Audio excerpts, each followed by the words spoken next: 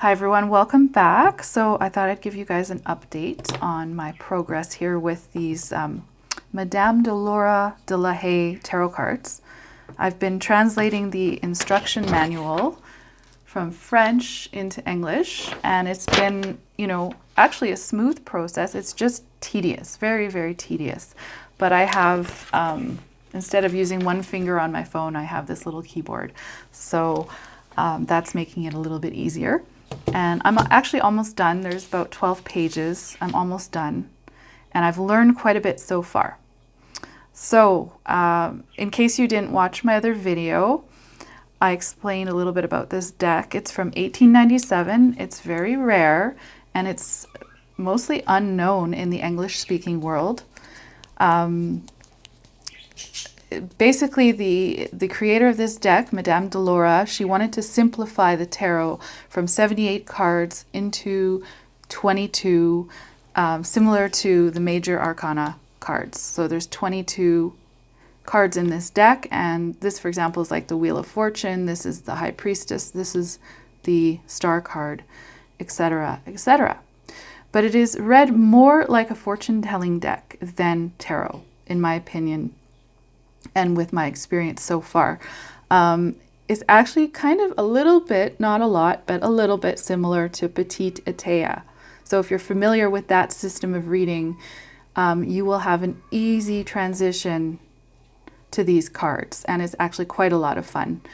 And again, don't be deterred by if you don't speak French, don't be deterred by that, because it is so easy with today's technology to translate from French into English. I only learned French in junior high, and I was never fluent in it. And, honestly, in Canada, we have French on all our labels, so that's about the only French that I know. And this is not Quebec French. This is France French, So... but with Google Translate, it's been so easy, and it's a very intelligent technology, really. I was very impressed. I've used it before, but never for paragraphs. And,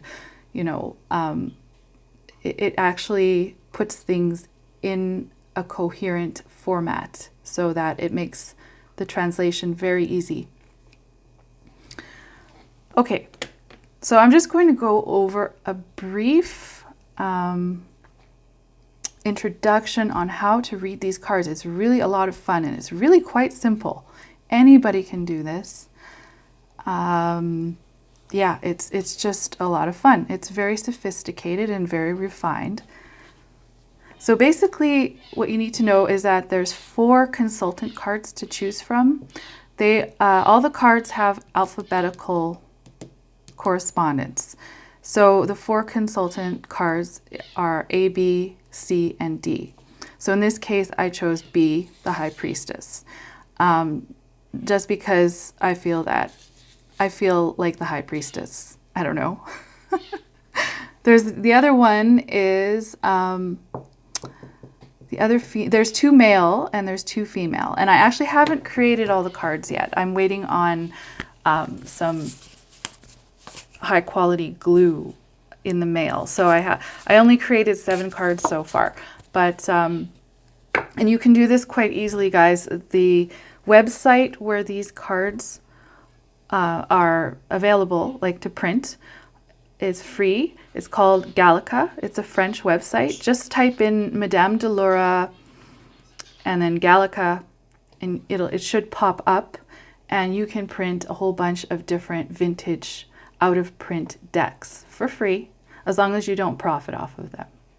So that's what I did. And you can also purchase this homemade version. It's probably better done than what I can do on Etsy. There is a seller on Etsy that makes a homemade version of this deck. So if you don't feel like making your own, you can spend, I think it's like $30 only, guys, so it's not expensive. And you just have to wait, because I think it ships from Lithuania. But anyways, where was I? Okay, so there's 4 consultant cards, and you just choose one. You pre-select a consultant card. And then you, depending on the spread, there's a few different spreads. This here is just, it's not even really a spread that's in the instruction book, but it's just to show you the basics on how to read this card, or how to read these cards. Because you're actually just reading this card here. You're cross-referencing these cards, but this is the main message. So you intuitively choose the right consultant card that you feel represents either the person who you're reading for, or if you're reading for yourself. So this one is the one I chose. And then you ask your question or whatever and choose at random 2 more cards that surround the consultant card. So again, this is just a very basic introduction. There are better spreads out there. So what you do is, the first thing you do is you look at the left card to see what's in, this is section number 2.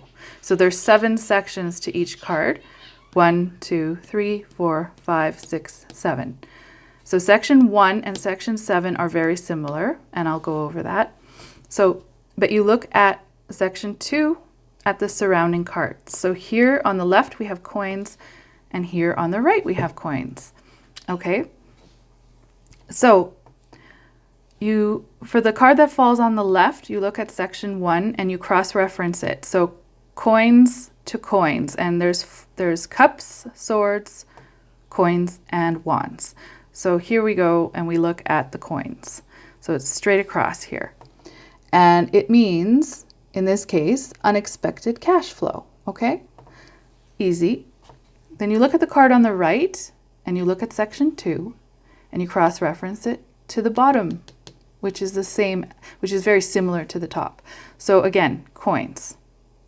And this means expected cash flow.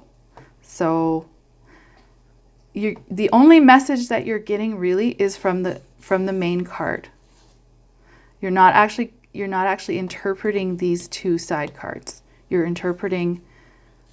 cross-referencing, and you're interpreting the main card. So you look at section 1, section 7. And then there's one more thing.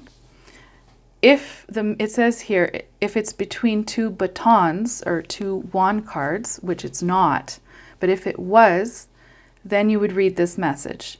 And it means delay for all that is expected. I won't read to you the French because I'll just completely mess that up, but I already translated it.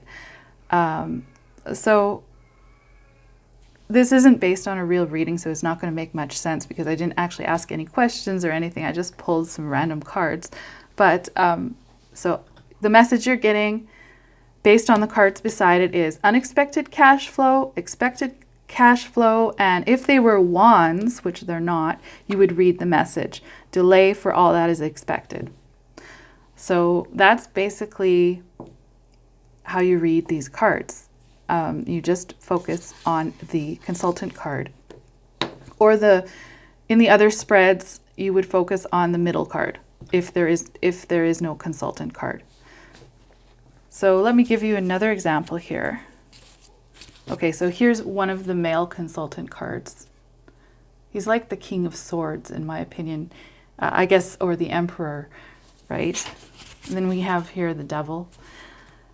And this one is similar to the Hanged Man, although he is in a really bad set of circumstances compared to the Hanged Man. Like, he has yikes, poor guy. And he's not upside down. That's the only good thing. Okay, so this one has the batons, the wands. Now, I'll show you the difference between the swords and the wands. They look very similar. So swords have the handle on the end. But yeah. Okay. And in other videos, I will go more in depth, I promise. There's zodiac signs and Hebrew letters, and there's all sorts of different nuances to these cards. But the main thing is what I just showed you. So let's just say these cards fell beside the consultant card. So So the card on the left is swords. So you look here at the swords, and it says billet mortuaire de indifférence. Something about a death certificate. Okay, I didn't actually translate this entire card yet. And then here is wands on the right. So you look down here, because for the card on the right, you look down here. It says papier d'affaires, which means business papers. So somehow you would get a message, depending on your question, you would get your answer that way.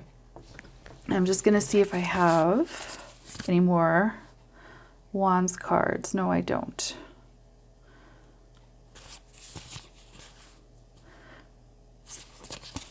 This guy is a cups, so let's just say he fell on the right.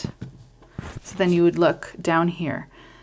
Joy, lettre de personne amie. So joy, letter from a friend. So you can see they're very much fortune-telling cards as opposed to tarot cards, but they're a lot of fun. So I also saw on a blog some lady in France. She doesn't ask the cards questions. She just pulls the cards and they'll tell her what she needs to know. So you could do it that way, just like to see how your day is going to go. Kind of like Petite Etea, you know. So when I'm done with the complete instruction manual with translating it, I will do more videos on how to read with these cards, but this is the basic way. And you know, if you can make these cards yourself or buy them, it's just something to have in your collection, even if you don't want to read with them. It's just, they're just really kind of cool. So I will definitely keep you guys posted, and I will see you in the next video. Thank you so much for watching.